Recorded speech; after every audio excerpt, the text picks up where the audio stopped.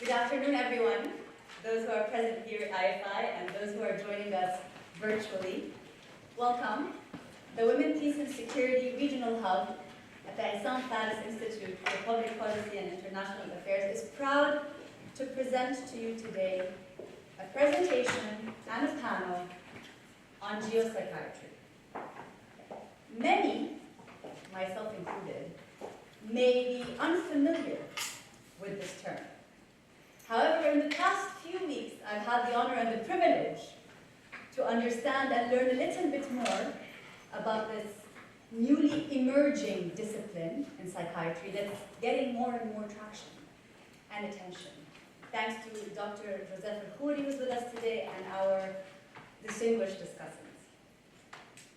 We at the Women, Peace and Security Regional Hub have identified a strong interest in looking at policy, at peace and security through the geopsychiatry lens. Each and every one of us, I'm sure, in some way or another, have our well-being affected by events happening in our region. How is this being approached? How is this being addressed? And does geopsychiatry have implications on war and peace? To present this discipline and moderate our panel today, we have Dr. El-Khoury, who's with us here from Dubai. Thank you for flying in for this. Dr. El-Khoury is a professor of psychiatry, and like many in recent years, he left Lebanon and AUB, where he was faculty, to establish and become the medical director of the Valence Clinic in Dubai. He has co-authored more than 55 peer-reviewed publications and has special interest in, get this, conflict medicine, having obtained his MS in war and psychiatry from King's College not too long ago. I think it's also a new discipline. He is the president of the Lebanese Psychiatric Society. We're very happy to have you with us here today, Dr. Kreidie. On the panel, we have Dr. Lina Kreidie. And Dr. Lina Kreidie is an academic specializing in political psychology, gender studies, and women empowerment. She holds a PhD in political science from the University of California, Irvine, with a concentration on political psychology. She's the academic director of the TLS gender program at the Lebanese American University, and she is also the research consultant for the Intisar Foundation, a foundation that highlights the significance of drama therapy intervention as an innovation tool advancing women's mental health. With us also today here in Lebanon is Atoui. She's a clinical psychologist and the co-founder and president of Embrace, a leading mental health nonprofit organization in Lebanon. Mia, also a proud AUB graduate, has her master's degree in clinical psychology from AUB, and she has worked in the field of mental health in Lebanon for the past 12 years and published research in this field. And we all know how hard the last 12 years have been here in Lebanon. Thank you for all the contributions you have made. Mia. Online, we have with us Dr. Samah Jabr. I'm so proud to be introducing Dr. Samah Jabr, who is a psychiatrist practicing in the public and private sectors within Palestine, in East Jerusalem and the West Bank. Dr. Jabr is also a founding member of the Palestine Global Mental Health Network. She is currently the head of the mental health unit within the Palestinian Ministry of Health. She has taught both in the classroom and in clinical settings. And she is a trainer of several subjects related to psychiatry and psychotherapy. We're very happy to have her with us today. And last, but definitely not least, Audrey McMahon. Dr. Audrey McMahon, thank you for being with us, is a Canadian child and adolescent psychiatrist specializing in transcultural psychiatry. She has worked in several humanitarian settings with Doctors Without Borders, and she is currently working as a mental health specialist and a mission specialized activity manager in Palestine, including Gaza and the the West Bank. Without further ado, I'm going to leave the floor to Dr. El-Khoury, and just to say, this is only a teaser. We hope together at IFI to be building upon this discipline with you, that is just now being formed, and looking forward to more on this discipline. Thank you, Dr. El-Khoury.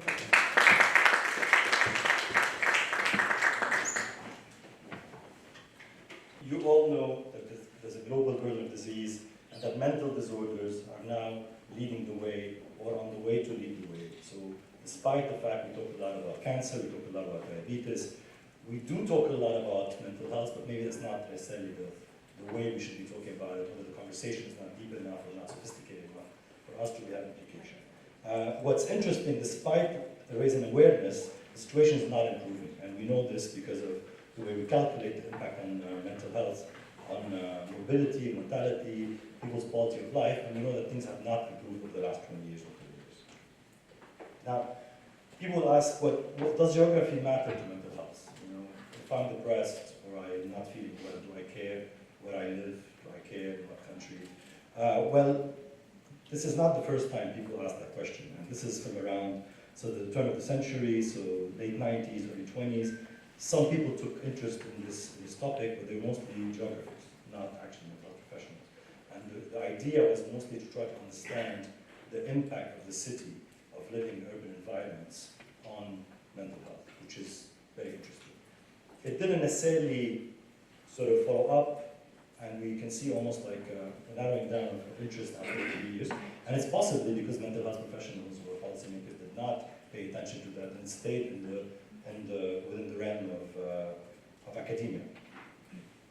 Now, other people obviously have interest in the link between psychology and geography, and these are mostly artists and philosophers. Okay, there's a whole movement called psychogeography, which looks a bit about how places have memories, how your own psychological makeup can actually have an interaction with the place you live in. Beirut is full of memories, full of very bad memories, full of very good memories. And anybody, I just walked on nicely, I used to be a student here. I still have very vivid memories of this. So for me, walking onto UV is not like just somebody's working recently. And it can actually impact my mood. So that's on a very personal level. But then, geopsychiatry, which is what we're here to talk about, is something that's relatively over the last few years. And it's been led by a group of psychiatrists, and hence probably why the choice of psychiatrist or psychology or any other term, because it's mostly people who have worked clinically, who have really spent a lot of their years in clinic and seeing the impact of the external environment and the broader picture on pathology or on the clinical problematic. So it focuses on globalization, foreign policy, conflict, climate change, public health crisis. So a lot of things to include, but we can make sense of it when we think about it from this perspective. So it is a new field in psychiatry, but it has existed under other forms and other shapes, but not necessarily under one title. It is the interface between psychiatry, geography, and politics, and this is the addition required. It is called geopsychiatry, but actually it should be probably geopolitical psychiatry. And this is definitely an added element to what was happening in the past.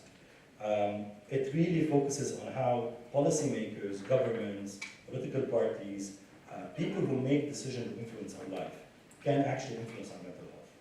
And it is definitely in line with the biopsychosocial model. Any clinician here in the room will know that this is really the principle by which any doctor or any clinician or psychologist should work with. The fact that mental illness or mental disorders or even mental well-being has factors that are biological, that are also social, and are also psychological. And geopolitics can actually impact on all of them. It's not necessarily just from the social angle. It's not about being poor or rich. It's much more complicated than that. And it's definitely a new framework for research and public policies, and I'm going to prove why. And it's a new framework for also foreign aid allocations. We're even thinking ahead. You know, can we convince people who have money, who actually spend money on improving the world through donation, whatever, to consider mental health as one of their parameters when donating money? So why not geopsychology? Well, it's already, somebody already took the name. And geopsychology, I couldn't find actually any reference to the term, but it's interesting because it focuses a lot on peacemaking. So using psychology, the traumatology of people to be able to focus on that. But does geography influence how you suffer? Yes, it does. Does it how you get treated? Yes, it does, and how you heal. So this is a very nice antidepressant consumption. Not many people like antidepressants, even those who take them. But it's interesting to see that even within Europe, the difference between how many antidepressants are prescribed differ. So these are health systems that actually look very alike. We're not talking about India and South America, we're talking about Europe here. And you can see the difference. So what makes it that antidepressant gets prescribed differently? You know, is it, again, availability, do they train doctors, how people think, stigma, are people actually more depressed in these countries? And you're going to see that, again, the answer is not that easy. The clinic is not an isolated dream, and this tweet got my, I don't know the gentleman, he's a psychoanalyst, I think, but he mentioned that, and it reminded me that over the last 2 weeks, I've had 2 patients, stable, completely doing well, who have decompensated mentally, and I've had to actually increase their medication simply because they have a link with us, very simply. These people have been fine for 2-3 years, but they have a link, sometimes very indirect, okay?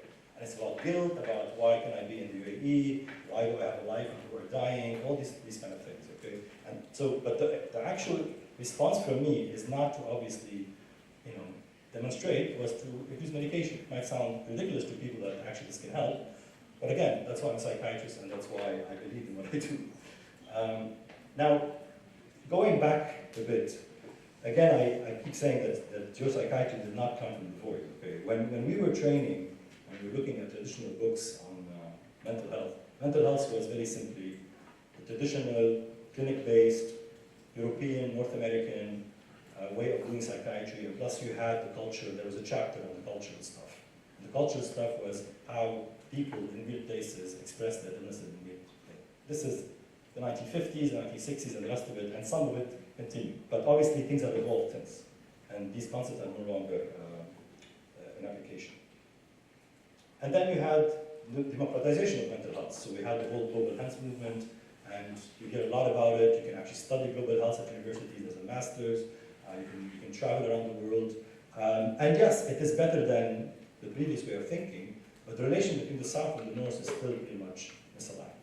So it's still about somebody who's going to go and to a country that's poor and help people, or study people. And in that, there's a lot of ethical, a lot of whether it's actually relevant or efficient, and whether it's actually making a difference in the long term for government health. So we did a study where we looked at publications. Because publication in the world of academia, obviously, is what makes or breaks. And we looked in 2019 on the top 30 journals, so the top best journals in psychiatry, to look at who was publishing, who were these people. And 92.5% were exclusively written by high-income country doctors. So not a single one from NYC. Okay? And when you look at it even in sort of more detail, there were only 3 articles where you had only LMIC. So even when we were publishing, we needed somebody from a high-income country to get it published somehow. And again, this is another lecture, but just to tell you that who generates the research at the end of the day is the one who asks the question and has the answers. And when you remove China, it even gets worse, because China is LMIC, but China is a machine of publication. And that creates actually a lot of tensions. And that means poor data means poor policy. You cannot build on, and anybody who works in public health in this part of the world, even who works in consultancy, works in anything, who advises governments, will not be able to give them an appropriate answer, because simply we're not studying the real world population. We're just assuming that what happens in Oregon applies in Qatar, and very different places, very different places. And AI won't resolve it. I'm sorry to say that. I love AI. I know I'm going to get to love AI even more at the time, but at the moment, AI relies on data. The data is bad. AI is not going to get us answers. So where does geopsychiatry come to resolve this, if it can? It's basically no longer looking at psychiatry, you know, the kind of the ivory tower psychiatry, and then this little global psychiatry movement where we go to these countries and see how some indigenous populations are living. No, we think about geopsychiatry for everybody, and it should be for everybody. And this is England. And England, again, one of the important countries for mental health throughout the last 200 years. But policies have impacted them. The mental illness and mental well-being is not in a good place. Even Brexit had an impact on the doctors they have and on the medication availability. So again, very simple. A decision that probably nobody thought about mental health had an impact on these things. I hear a lot, England's no longer the same. I haven't been there for 2 years. I keep hearing, it's not the same anymore. The spirit's gone. What does that mean? Where is that coming from? This is from Oregon. Again, they decriminalized drugs. Within a couple of years, they recriminalized drugs. Again, policy not based necessarily on things and impacting with death actually and overdoses happening in the report. So it is important. COVID-19 was an opportunity for us to come together and to think. There was so much talk about mental health. I mean, the number of publications on COVID-19 impact on health is ridiculous. Okay, and I don't know who's going to read them in a few years' time. But the lessons have not been learned because we've gone back exactly to behaving the way we were, and I think on every level. We hug and kiss now, we do all this stuff, and also with mental health. So telehealth also went down again. Things like that, very simply, looking at how we deliver health and how we create communities, for example. What was it that made us survive COVID-19? Are we applying it now, or we don't need it anymore? And now you have the well-being agenda. Now I live and work in the UAE, where well-being is one of the KPIs. Okay? So this is a society that's wealthy enough, and that is now thinking, fine, how do I make people live here happy? Which is beyond what most politicians in most countries think. Most politicians are like, okay, don't hate us, we're not going to die, we're going to have a hospital and the rest. We're thinking about how do you live happy? And every time I have a conversation with policymakers, they're like, well, you work in the clinic, we want to know what happens outside the clinic. And I try to explain to them that the clinic is a that was dramatic. So the clinic is a revolving door. You know, you cannot have the ill and the non-ill. All of us are open to this. And also, yes, we can create cities, we can do things that make people happier. No traffic, no bicycles, and the rest of it. But that by itself cannot be necessarily enough. But this is a motivation for us to go further and to push outside the clinic and to be able to advise people on, because we know, we hear the stories, we know what makes somebody upset or stressed or depressed or suicidal or whatever. You know, these things happen and again and again. So we have this amazing, what is the happiest country in the world that comes up every year, and then we have all these jokes about it on Twitter. I know Marina's on Twitter, and did you comment on that or not? So, fine. So the happiest countries in the world are mostly the Scandinavian countries. I'm not going to comment on number 5 because I don't understand it. This is 2024, 23. So, but it's the usual suspects, isn't it? So, do you think everybody in Sweden is happy, or in Norway? I mean, you should talk to, for example, immigrants who go to Sweden and about their love and hate relationship in Sweden. Or Canada, that's another conversation. But when you look at the 10 countries with the highest suicide rates, I honestly did not expect that. And you know what these countries have in common mostly? They don't have a mental health system, actually. They don't have doctors, they don't have clinicians, they don't have anything. Yes, the weather is nice, they're poor, yeah, but then other countries are poor. But this is one thing in common. So, interesting. It's not the people who live in the cold winters who commit suicide the most. It's people on tiny islands. Food for thought. But again, this is where assumptions and things that we taught all along need to be challenged. Conflict exposure. An estimated 14% of people in the world are within 5 kilometers of violent conflict in 2023. Now, 5 kilometers is very close. So we're not 5 kilometers, but we're affected. So probably, I would say, around 30% are within 10, maybe 15 kilometers. But that's a nice way, this group, actually, they calculated in a very scientific way. So what does that mean?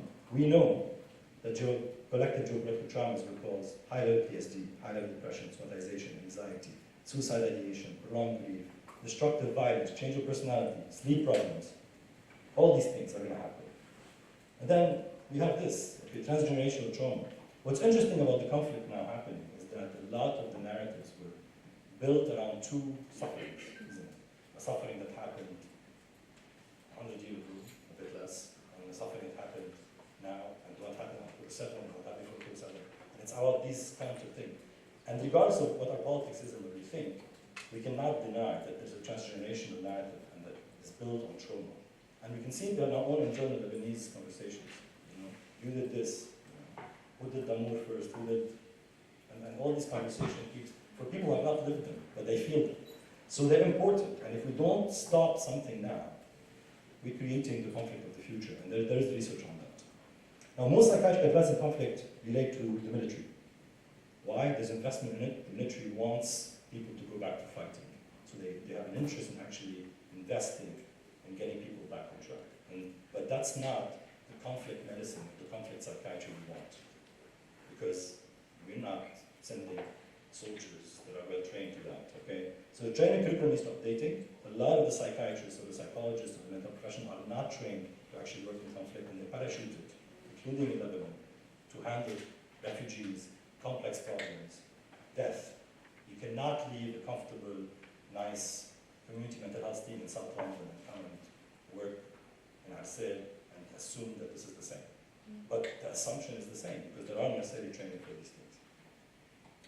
And we did write a nice piece on it with a colleague of mine, and basically the assessment is there isn't a lot of work done on that, but we live in a part of the world where conflict is part of our DNA. It's sad to say, but if you look around, it's just the way it is. We're either refugees or migrants, or under fire at some point, or our parents were, and then that's going to impact us.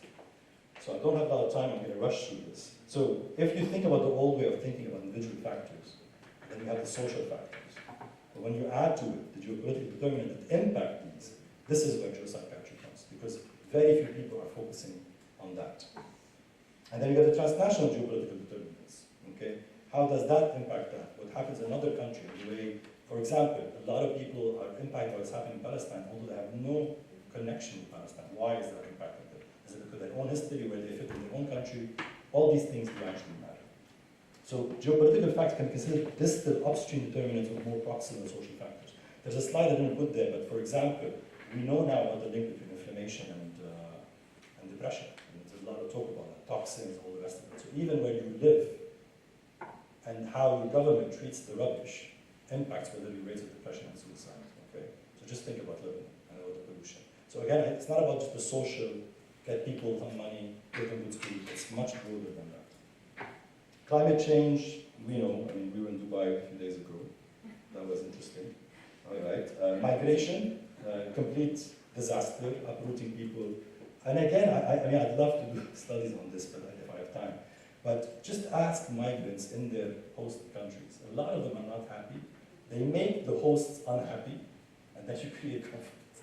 And it's not racist to discuss that. It's actually science. You just need to understand that people don't choose to move to another country, don't necessarily adapt or live in a fulfilling life. Okay? And then the interaction with the people there, if it's not managed or not looked after from a mental health perspective, can create conflict and then hinder things. So health is political, you know that. If health is political, mental health should be political as well. And all these factors come together and cost us a lot of money and a lot of suffering.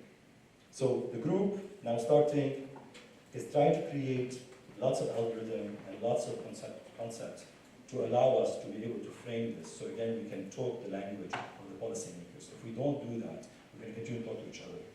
But it's the policymakers and the people in charge who have no understanding of that. I mean, the best I've spoken to some people in policy about mental health is a joke. You know, doctor, can you read my mind? So doctor, you see the crazy people, you know? And yeah, so if people think like that about mental health, they're going to make decisions about mental policy, correct? And this is us, mental health professionals, and obviously our allies. You know, part of our job is to understand, to prevent, to advise, to advocate. And with this, I feel, and some of my colleagues do, that we need geopsychiatry. I'm going to leave it there, and we're going to hopefully hear from the ground from the people doing the work. That's it. It's just such an important endeavor and initiative. Definitely, I would love to be part of the whole thing. But let me first share what we do and the way forward to mental health and psychological social support, which is, you know, me as a political psychologist, but also as a political scientist, as a gender expert, all this intersection of background is quite important for me to delve into mental health, because mental health, as Dr. El-Khoury just mentioned, is not about one aspect. It's about a combination of. It's about the intersectionality and, you know, how many factors really impact people. So I'm gonna skip this and go to my work is going. My presentation today actually is going to be focused on Lebanon, and I will be focusing on refugees. Something you mentioned, you know, about how difficult migration and forced displacement is to refugees and to the host countries, and what it leads to in terms of war and conflict. We all know that Lebanon is a home to 1.5 million Syrian refugees and over 200,000 Palestinian refugees, making Lebanon the country with the largest refugee population per capita.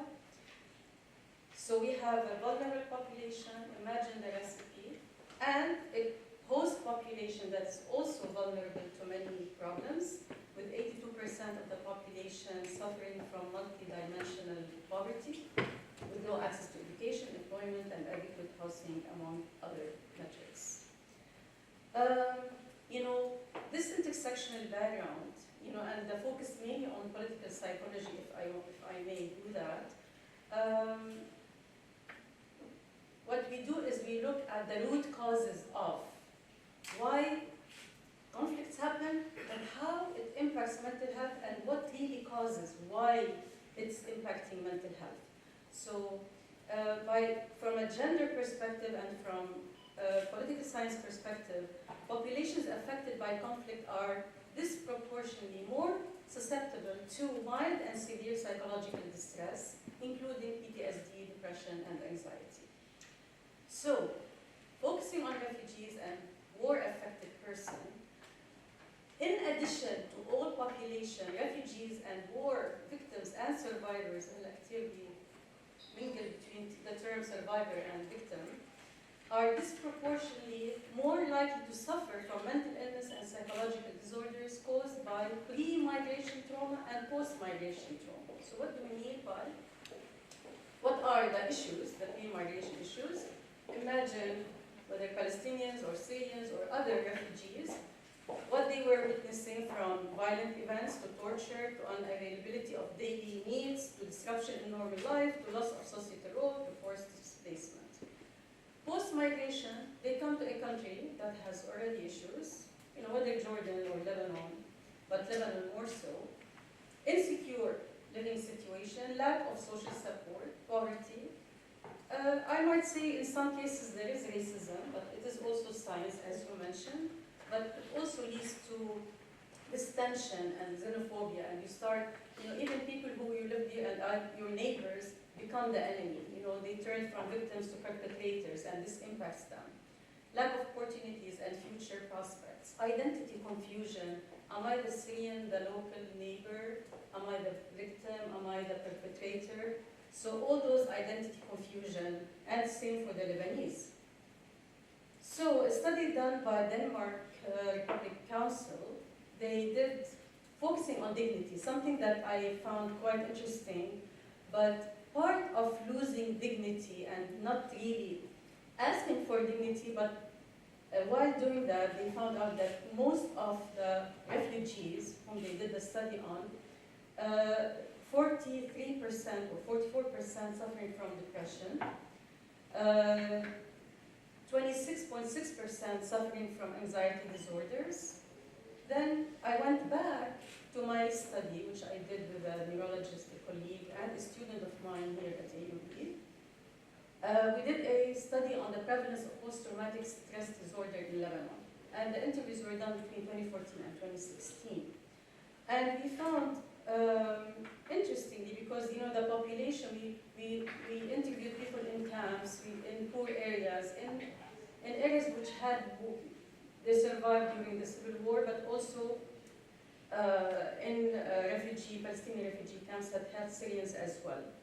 So we found that 32% of the Lebanese have partial to full PTSD.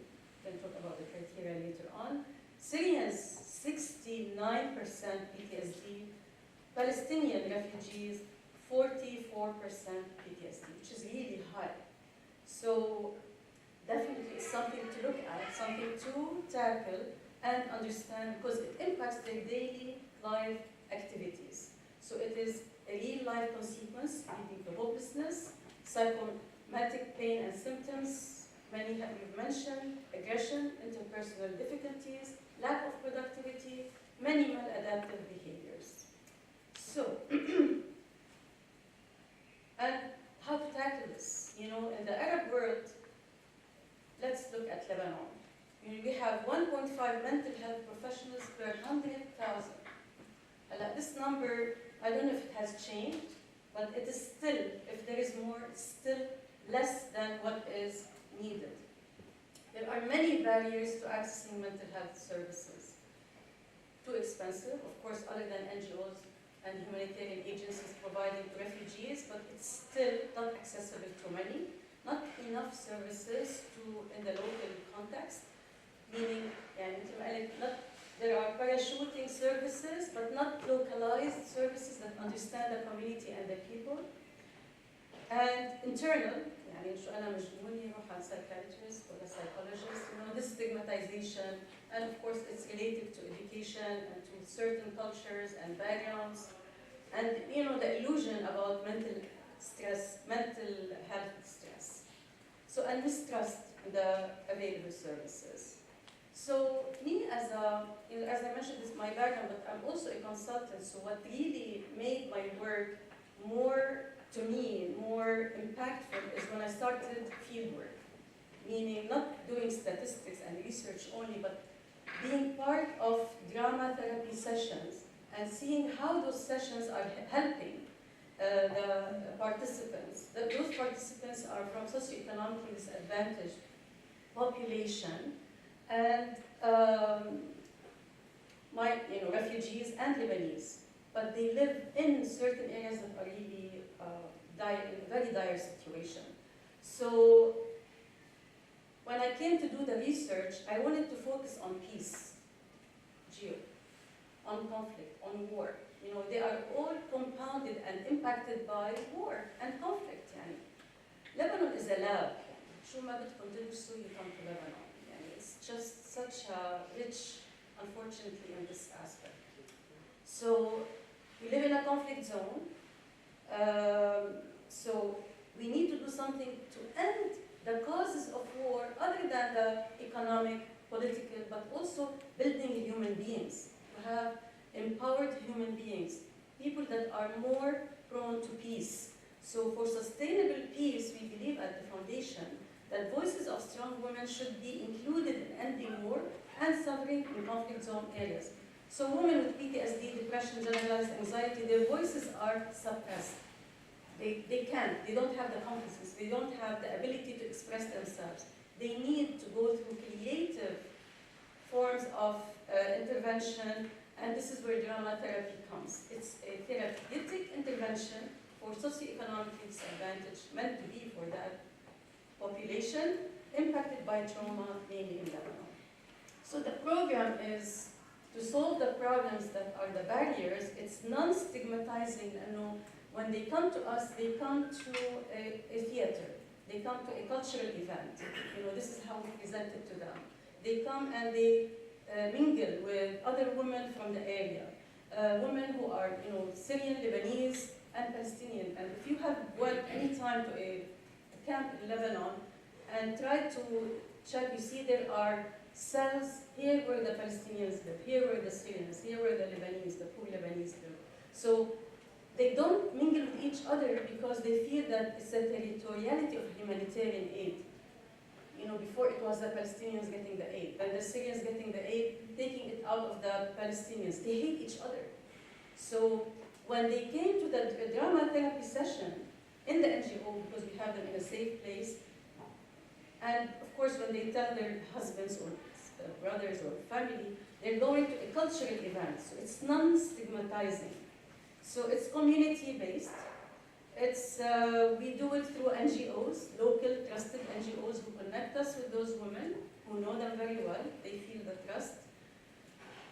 the most important aspect about drama therapy, and when I first started, it was like, oh, I don't know what therapy music.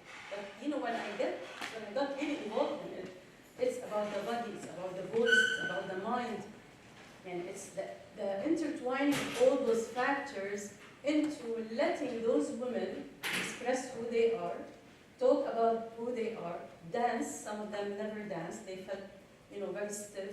How they became dancing and happy, and so it is a creative, innovative way of helping those women. Definitely, the therapy itself, every session is catharsis.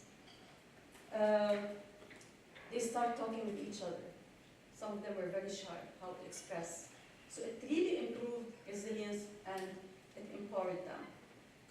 Of course, there are many success stories which I can share with you later on. So it's about body movement, it's about emotions, it's about cognitive and narratives, how to tell their stories.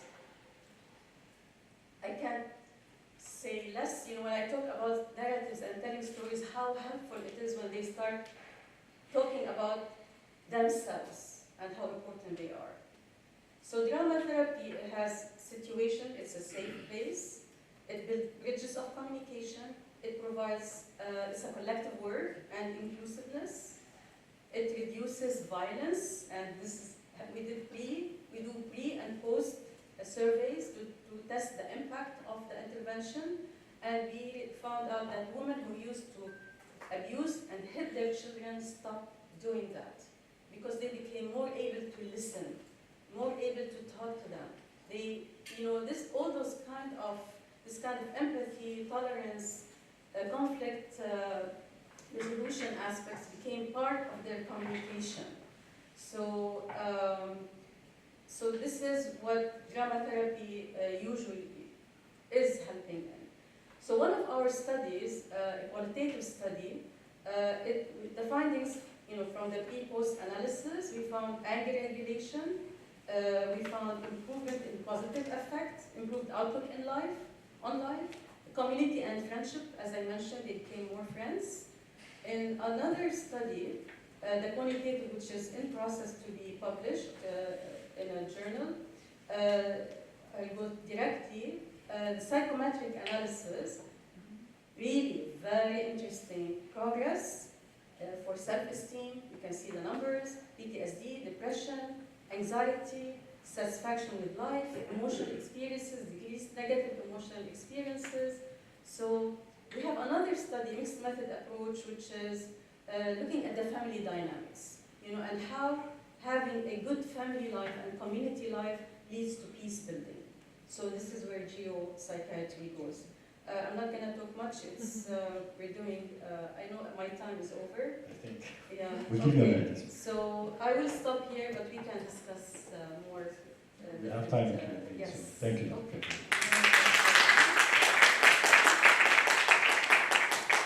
All right. So we jump straight to Mia. So Mia, I'm going to ask you a question, obviously, which fits into all this. So you've been involved in supporting the mental health community in Lebanon, and for you, I know from the beginning, access to care was a priority. Okay, and you know things went from when things were fine, 2018, 2017, and then the crisis, the Saura, the bombing, the COVID, and you guys evolved. So whatever you heard today, first of all, does it resonate with what you're encountering, and how do you do it? How you and the team embrace it?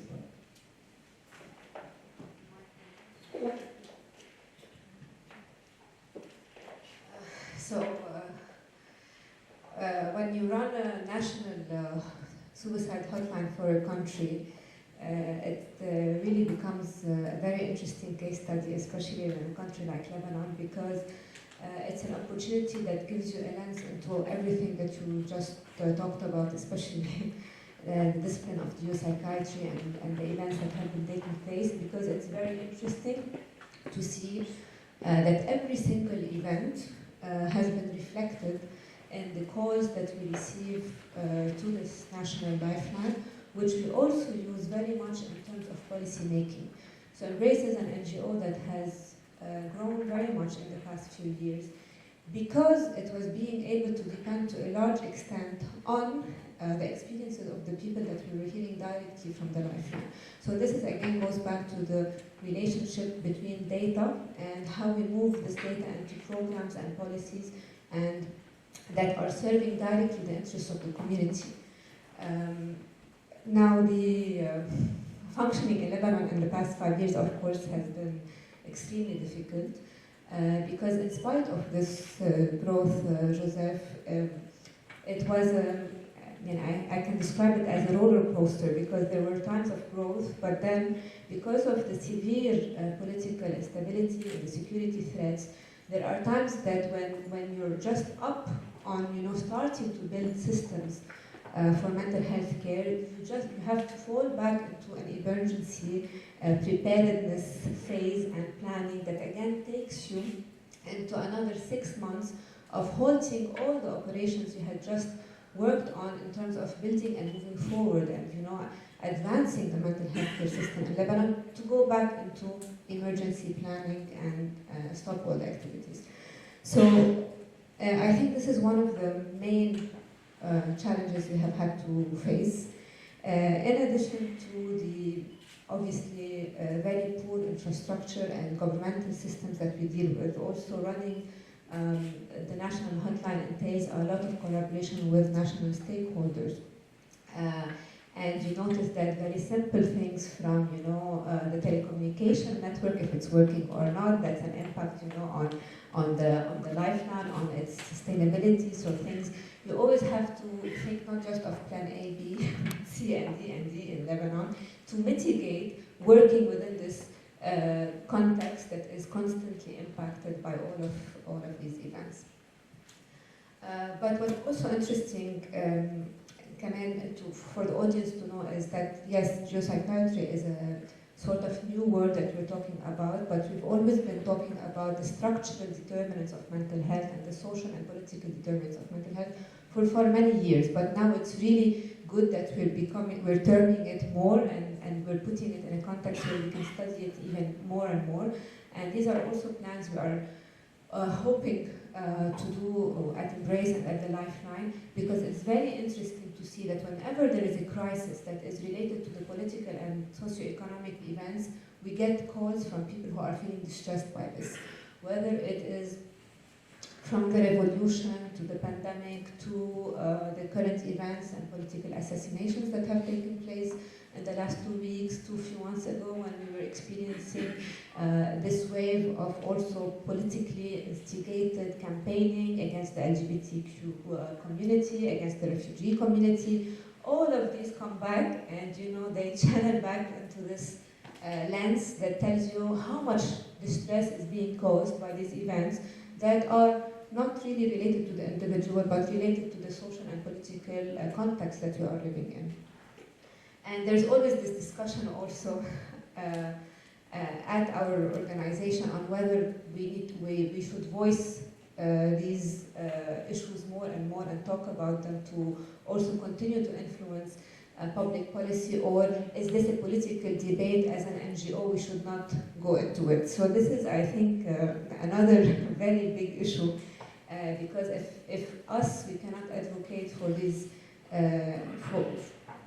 for these changes at the policy level, then who will be responsible to do this? And again, there was a big issue internally that we discussed also in the last few months related to the war events, and in this place also because we saw the impact this was having on the community, on people who were accessing mental health care services, whether at our clinic or on the hotline, and how people's life has been changed by the war in the past few months. What you mentioned, Joseph, really resonates with us a lot. People, living in Lebanon have been impacted.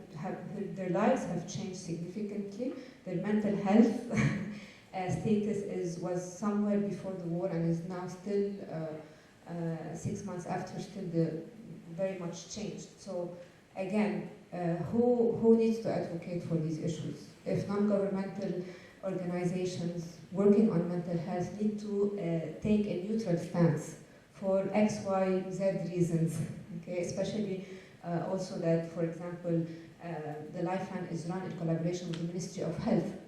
So what kind of positions do we need to take, but at the same time, how can we advocate for the rights of these people? I think you mentioned advocacy, I think we're ending in militancy. I think advocacy, you're right, and it's that fine line. If I have a strong view about something, how do I keep it outside of my clinical advocacy role?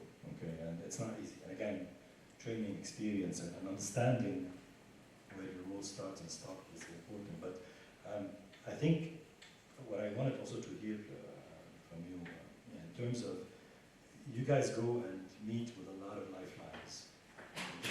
And I know that it was influenced by models that I've already established.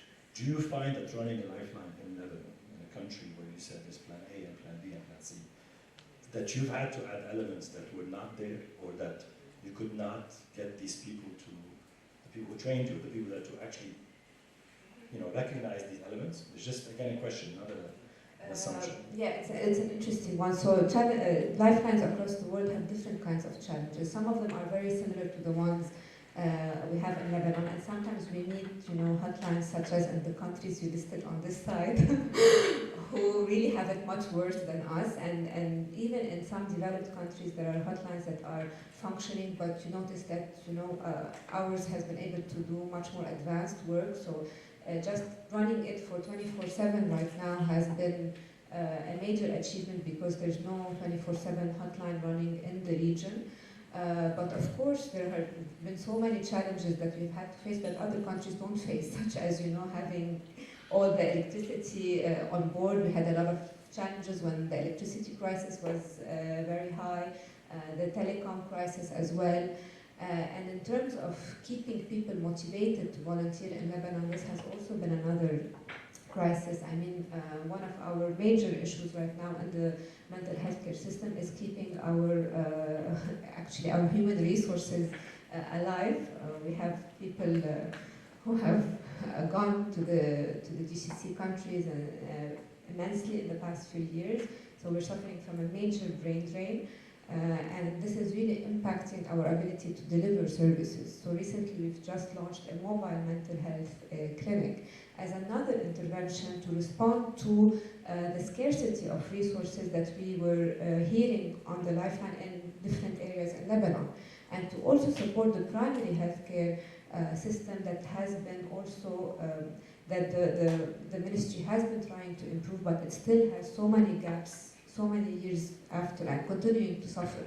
So you see that we constantly try to bring in interventions to support the system, but then, another crisis happens and we need to stop and go back into that emergency. Thank you for that. I mean, just because I want to give enough time to Q&As later, we're going to move on. But I'm sure people will want to hear about Mia's work as well later. So are Dr. Samah and Dr. Audrey with us? Can you hear us? I'm with you. All right, so I'll start with you, Dr. Samah. Obviously, we've met virtually before, and I know we've had this conversation. And today is slightly different just because we want to talk about, again, the reality of practice from your perspective. Being a clinician, being somebody who's in charge of programs, who is on the interface with the rest of the world, also trying to convince them possibly on how they could support things. And yes, in Lebanon we've had our share of suffering, but at the moment it seems things are slightly on the back burner compared to what's happening in Palestine. So could you tell us a bit about your experience, how you feel the field of psychiatry has contributed or failed possibly at giving you the tools or the context to be able to provide the care you need for your population? Well, thank you very much for having me on this panel. I'm happy to be with you today. And I have to say that since I started my work at the Ministry of Health, I've been a psychiatrist for 18 years now in Palestine. And for 8 years I've been responsible for program development at the mental health unit. And my role, I am a clinician. I started my work at the Ministry of Health as a clinician, but over the past 8 years I've been meeting with all stakeholders in the field of mental health and developing strategies that are suitable for our unique context. And I will say a few things to explain the precarious situation in our context. Palestine is a low-middle-income country with a high prevalence of mental health disorders.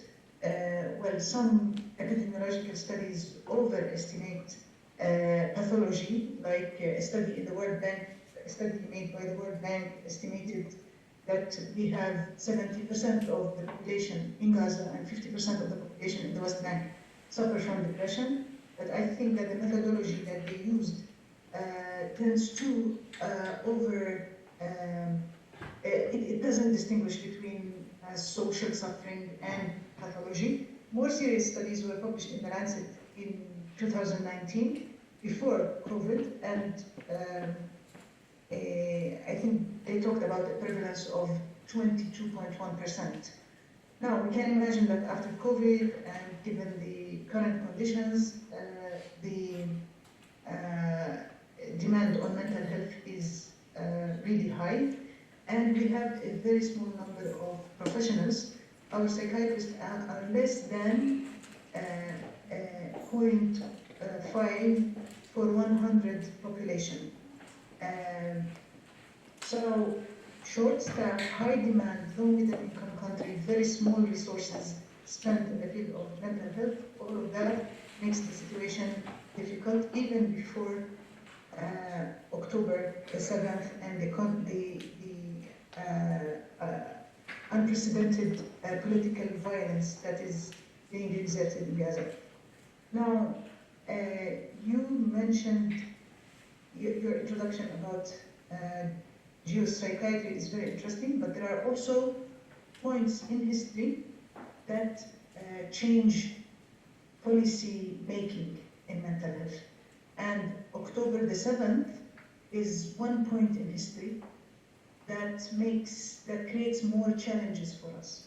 Because before October the 7th, we managed to create a functional system despite all the difficulties that we had. And for example, we promoted the integration of mental health in primary health care. We promoted the integration of mental health in school system, school mental health. Most of our doctors and nurses are trained on multi-step care or the MH-gap to provide health. So we managed to do task sharing. And this system, I've been collaborating with colleagues in Gaza. I used to go to Gaza to discuss policies with colleagues there. And they had a functional system there, but everything collapsed over the past 6 months. Actually, during the first month of this attack. And I published a paper in The Lancet explaining how our colleagues are trained to provide psychological first aid, but there is no safe place. There are no basic needs. With no basic needs, with no safe place, they cannot implement the things that they are trained to provide. We lost a few of our mental health professionals in Gaza. The impact on the attack on the health system in general was so immense. And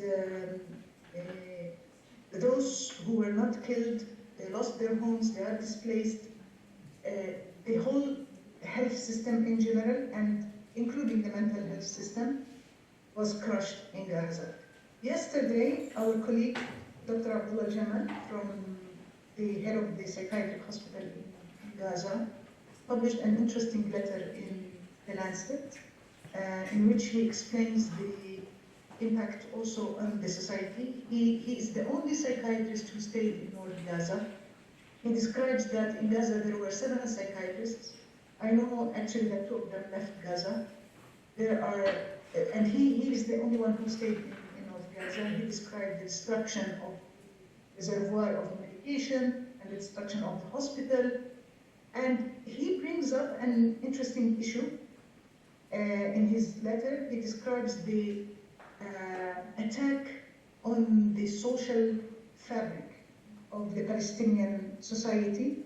He says that the major problem now we have there is famine and lack of security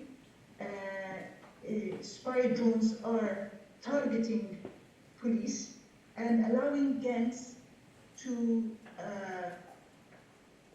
hijack aid and medication that are supposed to be distributed among the people. So geography, history affect mental health provision to a great extent. We need to be sensitive to this reality, take it into consideration in our conceptualization of the needs of people, and provide the necessary advocacy and push for a mental health interventions that are integrated in a public health approach and a human rights approach. That's my conclusion about working in Palestine. I'm gonna I'll probably just move to the Q&As now because there's a few questions coming up online. So shall we, if no question is addressed directly to somebody, I'm just gonna kind of transfer it to who I think may be most relevant. I'm just gonna start with the ones online and then please, people in the audience. So we have Joanna Narvaez, I hope that's the right spelling. But Joanna's from Brazil and she's thanking me and Lina for the speeches, and she says she's a Brazilian woman exposed to community violence in a country where culture and public policies perpetuate sexist aspects. Sounds very familiar. And even more so, she has a family from Lebanese origin, and she feels that despite the disconnection between Brazil and Lebanon, that she feels sometimes what happens in Lebanon, this part of the world, affects her because of her roots as well. And she's asking whether we're interested in looking at transgeneration trauma, possibly in Brazilians, Lebanese origin. So we're definitely interested. Yeah, but again, it shows how someone can have possibly not even visited the country and have no direct connection, but there's a trauma memory that comes from just being from a place. There's also Hind. Hind said, thank you all for this most needed forum. Dr. Samah mentioned the high demand for mental health support in Palestine versus limited resources. How can we, as Arabic-speaking mental health professionals, help? Are there any volunteering opportunities? I think Hind has approached me, and I didn't respond. So sorry, Hind, about that. I got a lot of messages. But I don't know if Dr. Samah has an answer for that. And I know in Dubai, for sure, there was initially a lot of initiatives of trying people to do things. And from my experience in Lebanon, after the August bombing and after COVID, that sometimes people try to do too much and it doesn't actually help. It gets confusing, it gets messy. But again, people want to help. Is there any suggestion on how they can help? And this is for Dr. Samah mostly. Thank you for asking this question. I think at this point, the most important possibility for help is through advocacy. Talking about what's happening in Palestine, educating people around us, including people in mental health, in the field of mental health, and trying to, many mental health institutions were vocal about the impact of war in Ukraine, but they are silent about what's happening in Palestine. So I think we need to, we can do this at this time for people who are abroad, outside Palestine. I have to say that there are many limitations to provide mental health interventions in Gaza at this time. I want to emphasize that the need is not only in Gaza, of course, in Gaza the need is huge, but also in the West Bank, many people experience political detention and torture, and I think there is a need to provide support for these people, and maybe especially psychological documentation for the experiences of torture. There are some international NGOs who are active, and you can approach them and see ways to contribute to their efforts. People who can speak Arabic can contribute more than those who can't, to work directly with the Palestinian people. There are some medical groups and volunteers who managed to arrive to Gaza, more to support the physical health of people, not sufficient MHPSS is provided now because of the limitation and because people don't feel secure about their physical safety. So that's why I say that solidarity, advocacy are possible at this point. Interventions will come later. Or interventions are maybe possible in the West Bank. Thank you, Dr. Samah. And I would say as well, keep training. The trauma field keeps evolving. The better therapists we have, even if we're not, unfortunately, the crisis is not ending. It's not going to be the end of it this time. So, we can always get better and be ready when things are closer to home. There's a question from Julia Lobo, Dr. Samah, about the Lancet study of 2019. She's asking you which study is that? A study by the WHO about prevalence in the Eastern Mediterranean region, including Palestine. All right. So it's not just about Palestine, it's just that it includes Palestine. Okay, yeah, great. Includes Palestine. So we have many people in the room.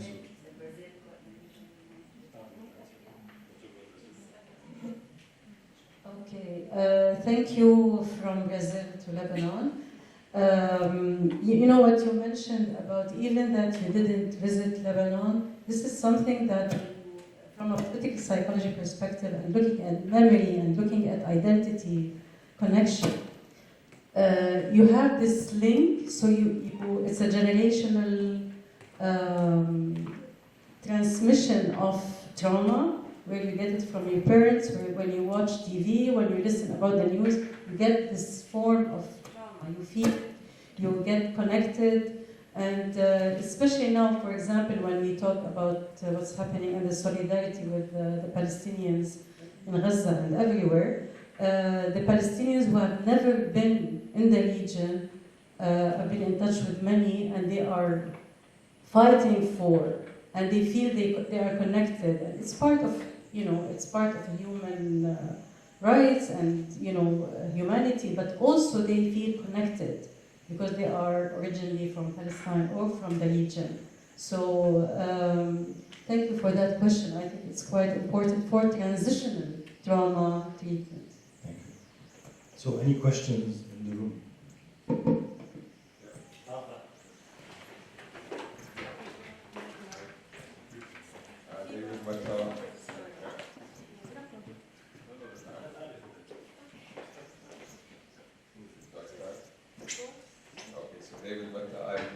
The president of the Lebanese Association of Mindfulness, and we've been 15 psychologists and psychiatrists also with us to try to promote mental health.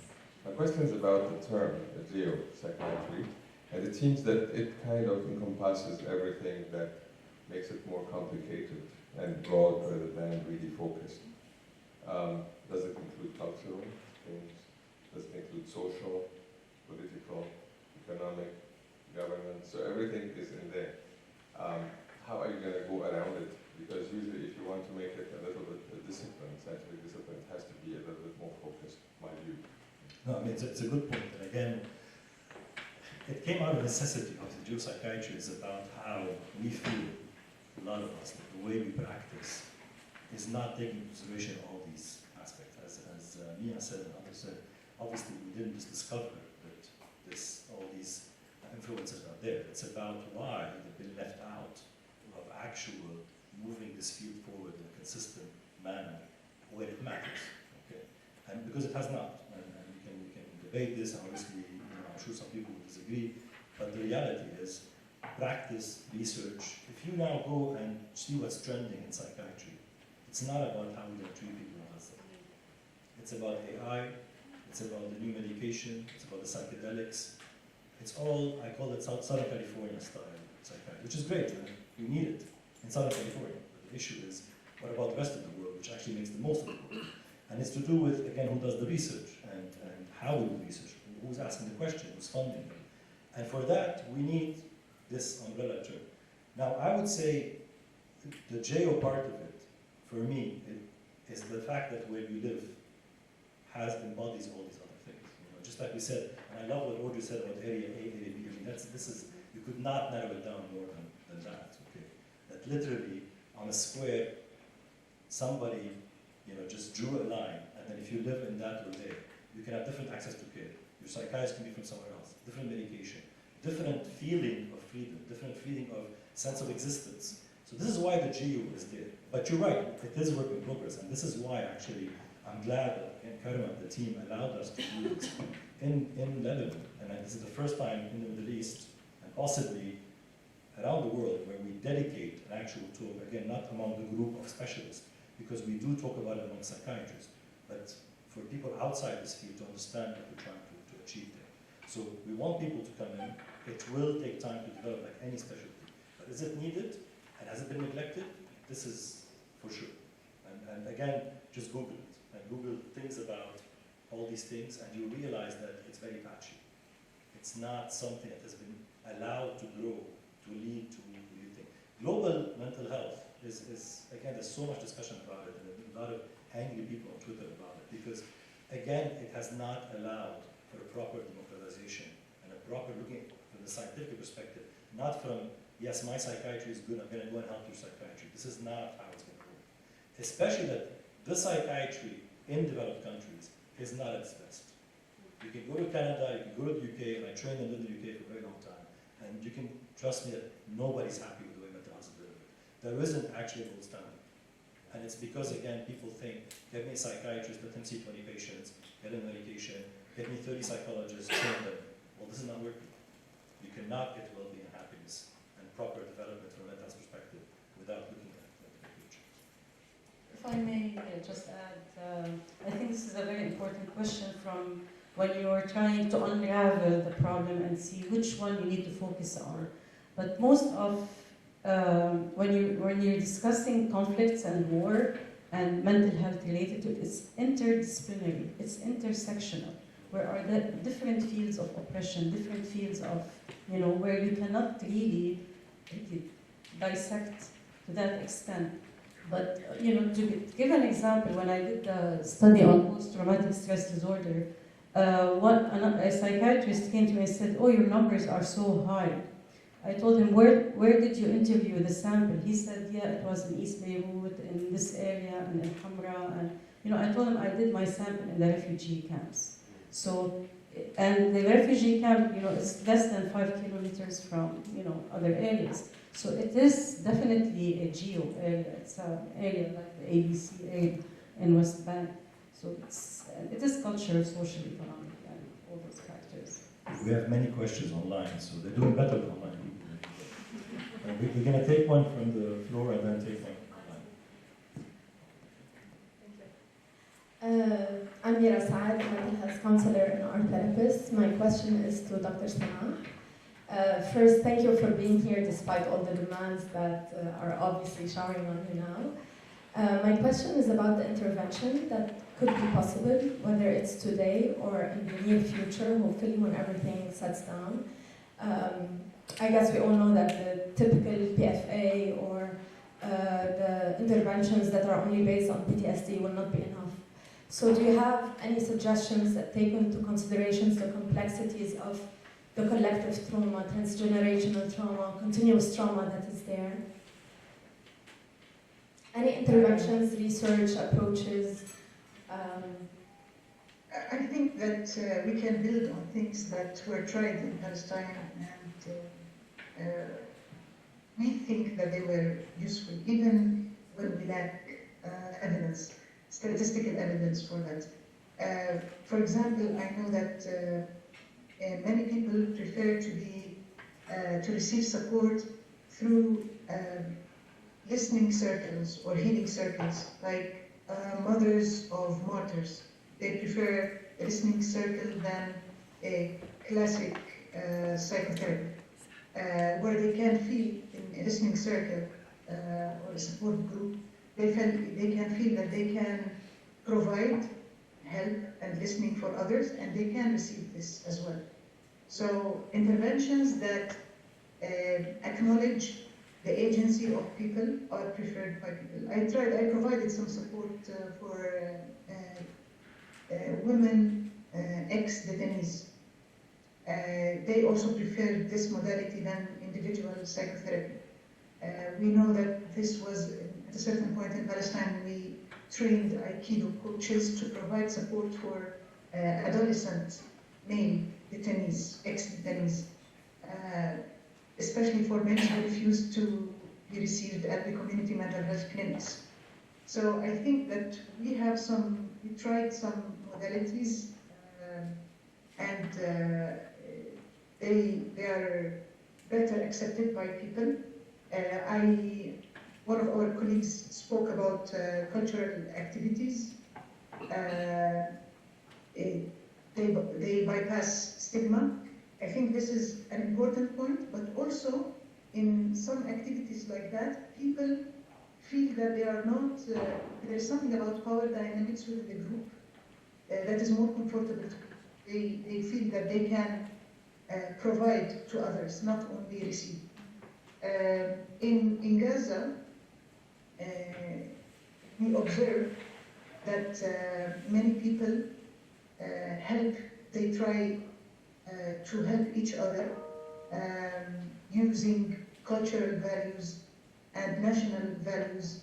And I think we mental health professionals need to be humble, observe what they are doing, and learn from them, and provide them support to their organic initiatives. We observed many people in circles dancing or reciting the Quran, teaching each other, doing some activities for children. Those who started these activities are not mental health professionals.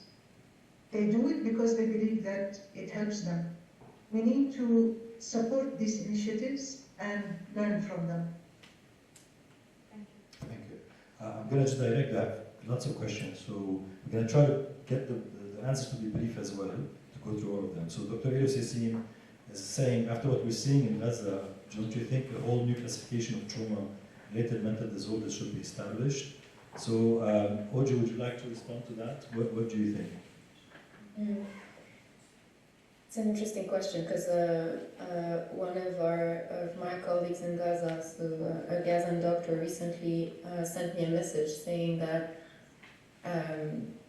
to talk about the mental health in Gaza and to talk about what's going on, we would need to rewrite a whole DSM, a whole new DSM, saying that what they are experiencing, they themselves struggle to really express it, and I think because they're in the midst of it as well.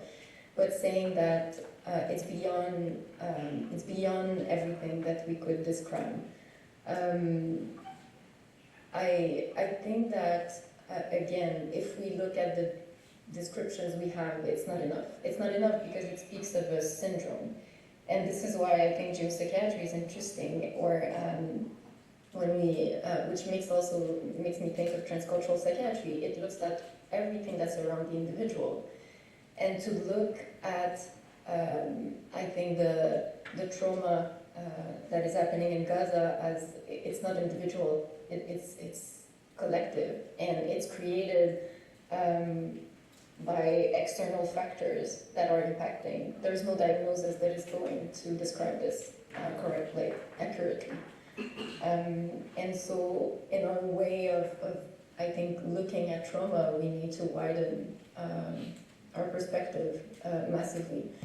And also, I like just to say, to go towards what Samah was saying as well, I truly think that Gazan themselves will teach us a lot. They are the one going through this from the inside, and we will learn from them how to speak about it, how to approach it. There are certainly things that we know, but there are things we don't, and that I think only them can inform us on how to better look at it. Yeah, sorry.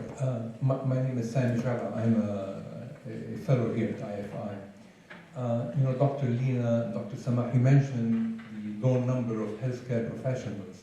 You mentioned 1.5 per 100,000 and 0.5. But do you have a sense of why these numbers are so low? I mean, is it because there's no demand, or is it, any views on that?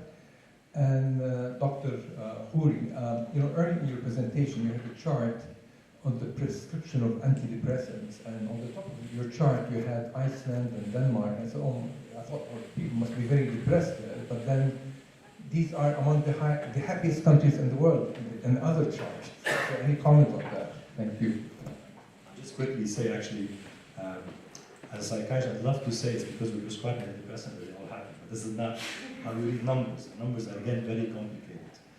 If you read that alcoholism, for example, you find, for example, in all these countries, again, this is why data needs to be looked at from the angle of the full story. And unfortunately, these statistics where everybody compares everything, apples to oranges, doesn't work. Is it the social system? Is it the fact that they get everything out of a social safety net? That's what people used to think before. We don't know really, I mean, but it's definitely not because we prescribe more antidepressants. So for sure not that. So, you know, that question about why do we have 1.5 per 100,000, maybe you can answer this yes. question. It takes a lot to train a full psychiatrist or a full psychologist. It's actually very expensive. There isn't a lot of investment. Let's not forget that most of these people actually have to pay for their own training. They're not necessarily popular specialties, definitely not in medicine. The opportunities abroad, and there's a whole, again, looking at how some countries basically take staff from other countries deliberately, like almost as a system, whereby, for example, European countries have a quota whereby they know they will rely on foreign supply, and they unashamedly do it. Okay? And they want to use it sometimes in a way whereby you come, you do your job, you stay 10 years, then get out. I can go on about this. I lived it myself as somebody who trained and lived in the UK for a long time. And now, for example, the UK is a country that needs psychiatrists. How are we going to get it? Different way, because now the GCC is competing as well. So it's a very complex thing, but we do not produce enough doctors, and it's not just doctors, nurses, mental health nurses are the main problem. We do not have mental health nurses, enough of it. Counselors, psychologists that are trained at working with certain diseases and illnesses, not just psychologists who open their own private clinic. I mean, that's needed, but that does not create a mental health system. So it's multi-layered, but it's a problem around the world. And we are in a bad position. There are countries in a worse position. I don't know also if Mia was saying. Just one thing is, I don't know why insurance companies do not cover psychiatric services or psychological services, which is, you know.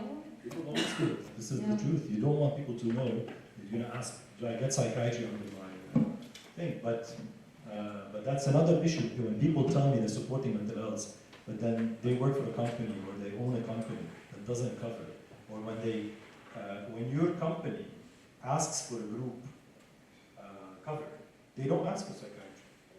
Even the most respectable companies in this country will just say, no, we don't want psychiatry, just like we don't want dental. But then you end up paying out of pocket. So yeah. Forget that we live in a country, many countries also still have stigma as a major issue.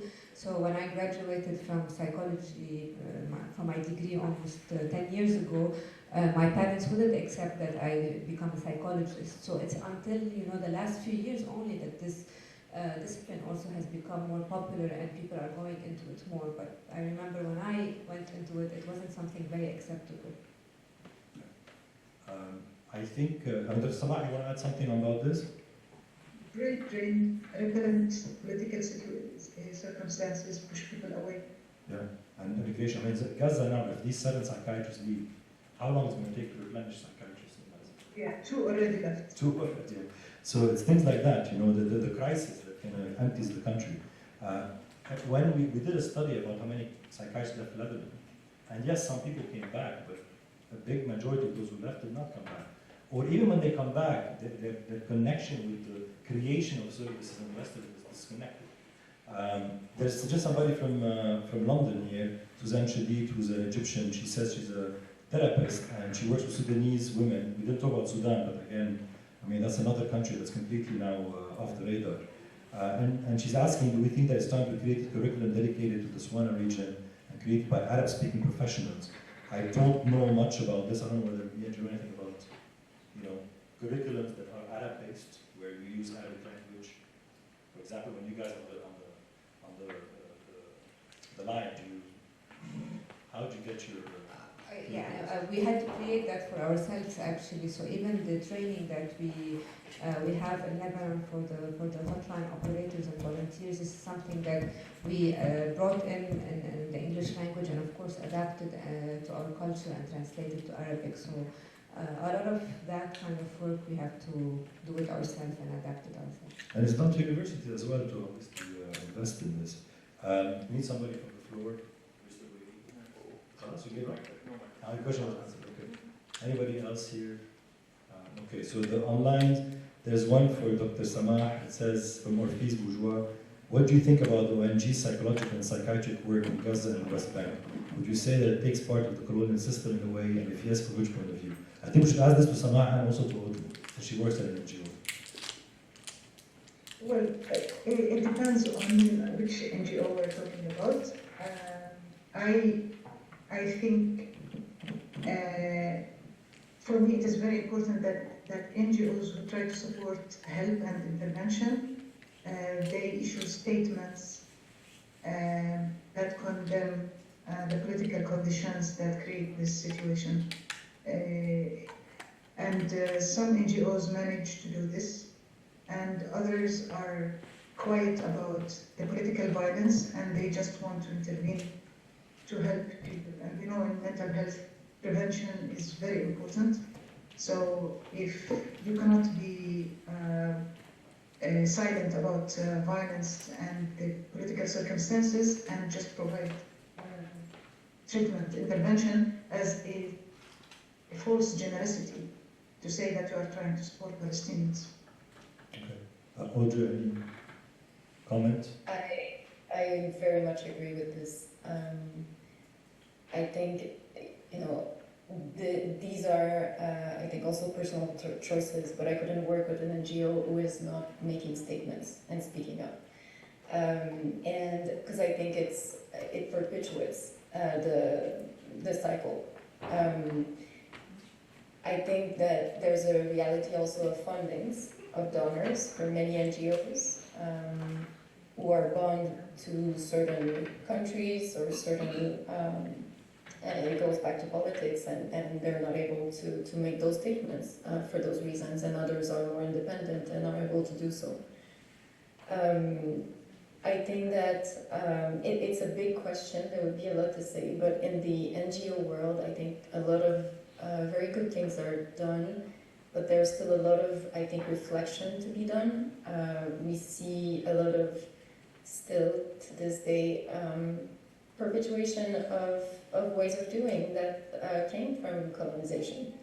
And not all NGOs are willing to look at it, or are even, some part of it are conscious and some are unconscious in how things are done. And I think the geopolitics is also the geopolitics of of encounters between NGOs and the country where they work, but also in the clinical encounter. Like if I receive a refugee in Canada, this is very different than if I work, I see a patient in Nandos, and there are geopolitics of the encounter in the clinical setting, and how what we need to be aware, I think, when we are working for NGO, where we're from, how were we trained, what is our perception, our worldview, and what do we represent to the patient? How does the patient perceive us? How do I perceive the patient before even starting the encounter? And I think we need to be mindful and to ask these very important questions into how we work. There's a question. May I add one last sentence to this. Also, NGOs need to be sensitive to the culture, to the Palestinian culture. An NGO that edits the wording of some of its staff when they say a martyr, I think that's a false exhibition of neutrality. Interesting. I think, again, these things are exactly why we're talking about this, that words matter, and just the political correctness of doing mental health outside of politics or geography just doesn't make a lot of sense. There's an interesting, actually, within that line to Dr. Lina. The question is about which construct did you use when you were looking at PTSD in refugees, given that, especially Dr. Samah, and I know many others, think of PTSD as a very Western construct that applies when you've had one, situation, and then there's a there's a safety that comes after.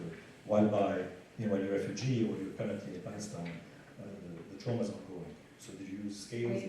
Yes, of course we did. We had a neurologist with us, so we did a clinical, the DSM-4, and based on this we categorized people with PTSD, low, partial, complete, and then we had a questionnaire which we constructed to fit the culture and look at how they define low impulse control. Of course, all was in Arabic, how they define anger, dignity, all those aspects. So we tried to do this kind of comparison, and then we linked the level of PTSD with aggression and violence, and so it was a whole study. So of course today I had just. So it was a mixed method where you also applied some cultural.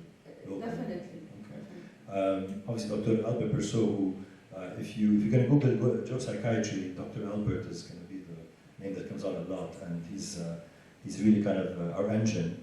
And if you want to read about it, or again reach out to me or to anybody in that group, and again we welcome people to join us because we do meet regularly. We want people to take part, and definitely research is on the agenda, but also other aspects.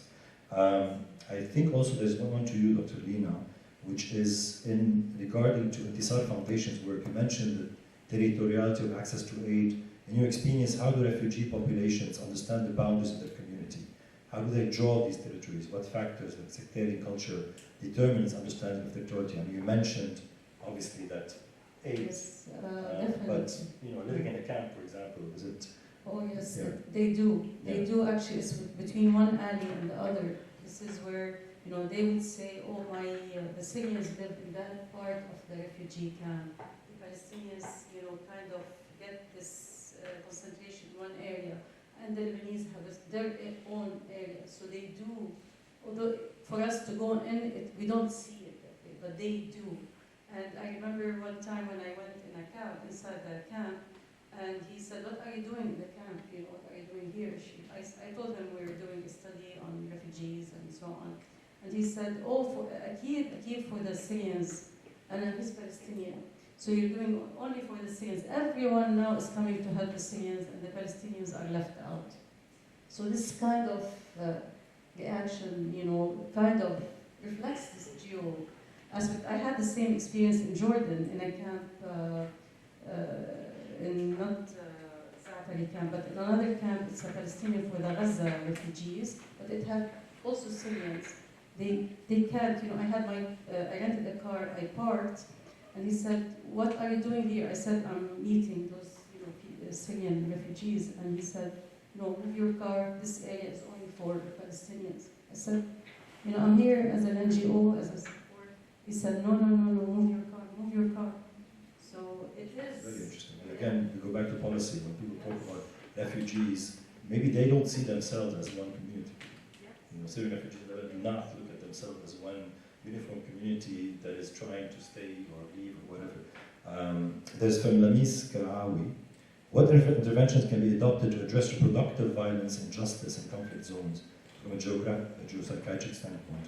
Now, I think reproductive violence, injustice is, again, a broad term. I don't know what exactly that means what she means, sort of violence on women during conflict, or but anybody who would like to say anything on this in particular? Samah or Audrey as well, probably you guys see a lot of this. My free mental association to this is describing the Palestinian womb as a demographic bomb. That's a form of reproductive violence against reproduction. I don't know if that was